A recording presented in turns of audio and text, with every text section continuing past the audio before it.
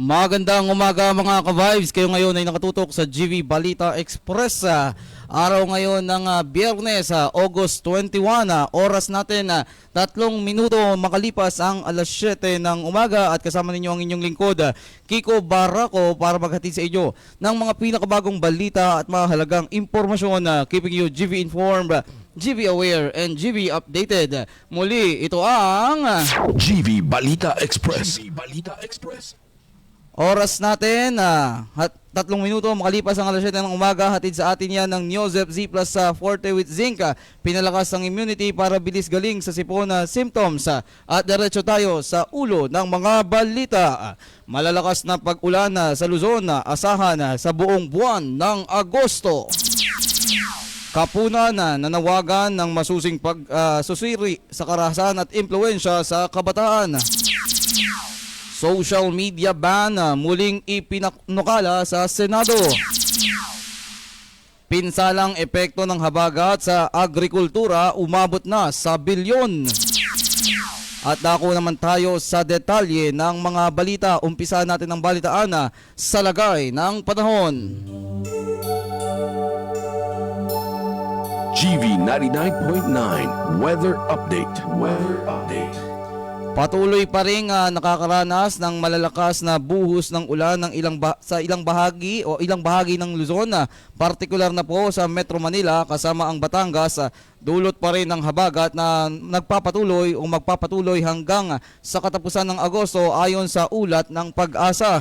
Gayunpaman, tiniyak naman ng Pag-asa na hindi magla-landfall o tatama sa kalupaan ng bansa ang bagyong Neneng na namataan na kailan lang sa layong 530 km hilagang silangan ng Itbayat, Batanes.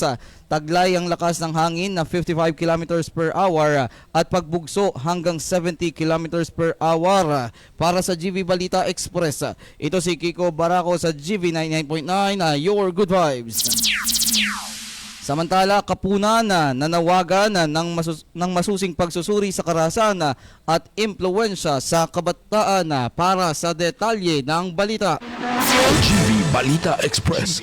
nanawagan si dating Bayan Muna Representative Teddy Casino kapunan ng masusing pagsusuri sa impluensya ng mga napapanood ng mga kabataan sa social media at mula sa mga lider na kanilang hinahangaan. Ito ay kasunod ng madugong pamamarela sa Ateneo de Zamboanga University sa Barangay Tumaga, Zamboanga City nitong Lunes na ikinasawi ng 2 junior high school students kabilang ang hinihinalang gunman. Samantala, iginiit din ni Kapunan na maaaring maimpluwensya ng kabataan ng mga pahayag at kilos ng mga lider, partikular ang mga mensaheng tila nagbibigay katwiran sa karahasan. Para sa GV Balita Express, ito si Kiko Barraco sa GV 99.9, your good vibes. At para naman sa iba pang balita, social media ban muling ipinanukala sa Senado. Para sa detalye ng balita, GV Balita Express. muling isinulong ni Senate President Sherwin Gatchalian ang panukalang social media ban para sa mga menor de edad. Sa ilalim ng panukala, ipagbabawal ang paggamit ng social media sa mga batang wala pang 16 anyos.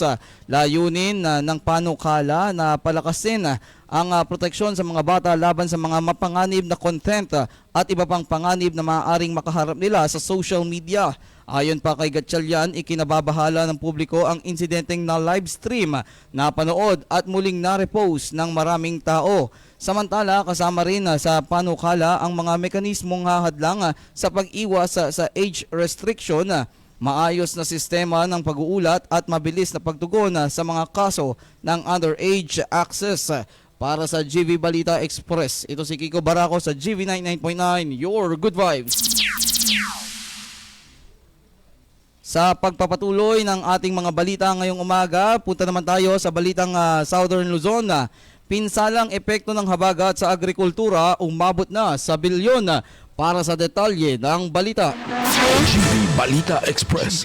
umabot na sa 1.73 billion pesos ang pinsala at pagkalugi sa sektor ng agrikultura dahil sa epekto ng Southwest Monsoon o habagat. Mga nagdaang bagyong Luis at Maymay at Tropical Depression Neneng, ayon yan sa Department of Agriculture. Apektado ang mahigit 40,000 hektarya ng mga sakahan na nagresulta sa pagkawala ng tinatayang 43,220 metric tons ng produksyon.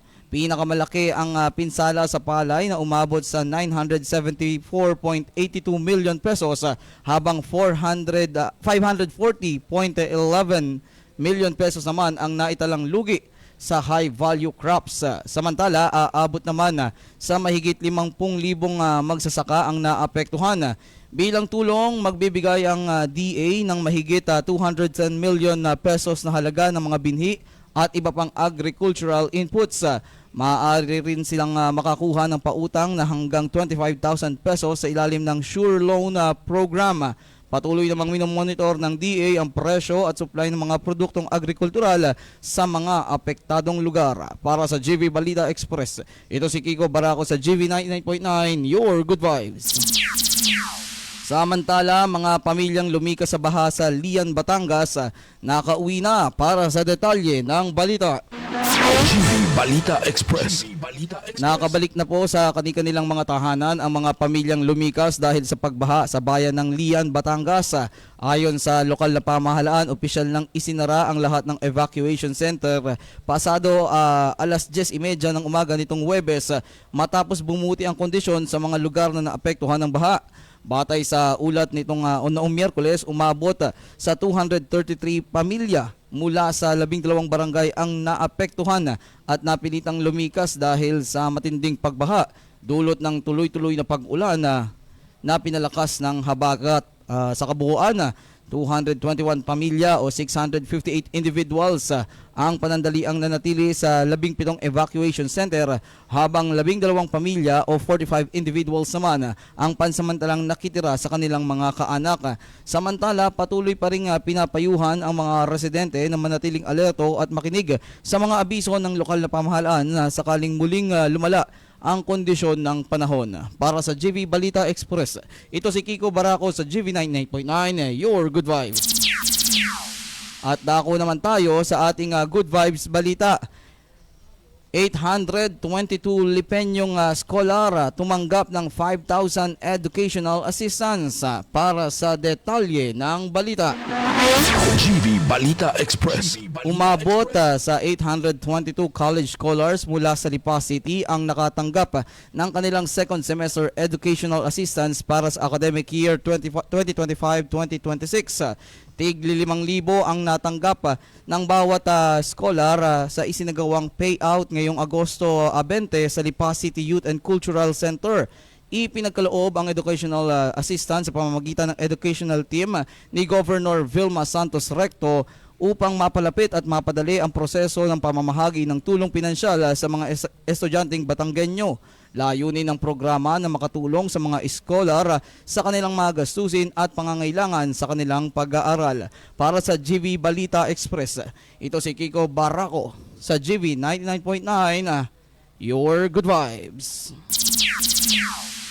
Samantala, protection na dike sa Nauhan na Oriental Mindoro napinsala. Mahigit 1,000 residente posibleng maapektuhan ng baha. Para sa detalye ng balita, GV Balita Express. sinuri ng mga provincial authority ng Oriental Mindoro ang isang napinsalang protection dike sa barangay Arangin, Nauhan matapos wasakin ng malakas na agos ng Bagto River ang malaking bahagi ng istruktura. Isinagawa ang inspeksyon nitong Miyerkules, August 19 sa pangunguna ni Provincial Engineer Edilu Tejido upang malaman ng lawak ng pinsala at matukoy ang mga pansamantalang hakbang para mapigilan ng tuluyang pagkasira ng dike. Patuloy kasi ang pagtaas ng tubig sa Bagto River kasabay ng malakas na pag-ulan. Ayon kay Barangay Chair Joel Ramos, tinatayang 30% ng Barangay Arangin ang maaaring direktang maapektuhan kapag tuluyang bumigay ang protection dike. Posibleng umabot sa 1,073 residente ang malagay sa panganib dahil sa pagbaha. May 7 pamilya na ring naapektuhan sa mga naunang pagbaha, habang 17 pamilya naman ang pansamantalang lumikas nitong mga nakaraang araw. Nagbabala rin si Ramos na hindi lamang barangay Arangin ang maaaring maapektuhan kapag tuluyang gumuho ang dike. Maaari ring umabot ang tubig baha sa mga kalapit na barangay ng Mulawin, Aurora, Masagana at Evangelista sa Nauhan, pati na rin ang barangay Kanubing sa Calapan City. Sinusuri na ng provincial at municipal governments ang agarang pangangailangan ng mga residente at mga posibleng pansamantalang hakbang para mapatibay ang lugar at maiwasan ang mas malawak na pagbaha. Samantala, nanawagan naman si Ramos sa mga residenteng nasa posibleng maapektuhang lugar na manatiling alerto, maghanda sakaling kailanganing lumikas at maghigpit na bantayan ang level ng tubig sa Bagto River habang patuloy ang pag-ulan. Para sa GV Balita Express, ito si Kiko Baraco sa GV 99.9, your good vibes. Sa pagpapatuloy naman sa ibang balita, outdoor tourism activities sa Nasugbo, Batangas sinuspinde dahil sa masamang panahon. Para sa detalye ng balita, GV Balita Express. suspendido muna ang lahat ng outdoor tourism at recreational activities sa Nasugbo, Batangas dahil sa masamang lagay ng panahon. Ayon sa Municipal Tourism Office, kabilang sa pansamantalang ipinagbabawal ang swimming, hiking, island excursion at iba pang kahanling tulad na outdoor activities. Pinapayuhan naman ang mga tourism worker, resort operator, tour guide, boat operator at iba pang tourism stakeholder na ipaalam sa kanilang mga bisita ang naturang temporary restrictions. Hinikayat din ang lahat na unahin ang kaligtasan at iwasang tumanggap o magsagawa ng anumang aktibidad na maaaring maglagay sa panganib sa mga turista. Nasa ilalim na rin ng state of calamity ang Nasugbo dahil sa malawakang pagbaha na dulot ng malalakas na pag-ulan na dala ng southwest monsoon o habagat. Kilala ang Nasugbo bilang isa sa mga paboritong destinasyon ng mga turista sa Batangas dahil sa mahabang baybayin, mga resort at mga outdoor activities. Kaya naman habang patuloy ang masamang panahon, mahigpit ang panawagan ng mga lokal na pamahalaan na unahin ang kaligtasan at ipagpaliban muna ang mga outdoor activity hanggang maging ligtas ang kondisyon. Para sa GV Balita Express, ito si Kiko Baraco sa GV 99.9, your good vibes. Samantala, 11 anyos na bata sa Mabini nasawi matapos tangayin at malunod sa baha.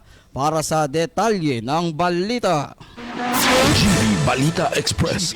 nasawi ang isang 11 anyos na batang lalaki sa Mabini, Batangas matapos tangayin ng malakas na agos at malunod sa tubig baha kasagsagan ng malakas na pag-ulan dala ng habagat. Kinilala ng Calabarzon Police ang bata bilang si Terence, residente ng Barangay San Jose. Ayon sa ulat, naglalaro ang bata kasama ang dalawang kaibigan sa binahang lugar sa Barangay Anilao East nang mawalan ito ng balanse at mahulog sa malakas na agos ng baha bandang alas 5:20 ng hapon. Ilang minuto bago siya natagpuan at agad isinagawa ang pagsagip, ngunit sa kasamaang palad ay hindi na siya nailigtas. Ayon sa mga magulang, kapwa sila nasa trabaho nang mangyari ang insidente. Nakaburol na ngayon sa kanilang tahanan ng bata na kanilang nag-iisang anak. Labis naman ang pagdadalamhati ng pamilya sa sinapit ng bata. Paalala sa mga magulang at residente, lalo na ngayong panahon ng malakas na pag-ulan, huwag hayaang maglaro o lumapit ang mga bata sa baha, kanal, ilog at iba pang lugar na maaaring magkaroon ng malakas at biglaang agos ng tubig. Para sa GV Balita Express, ito si Kiko Baraco sa GV 99.9, your good vibes.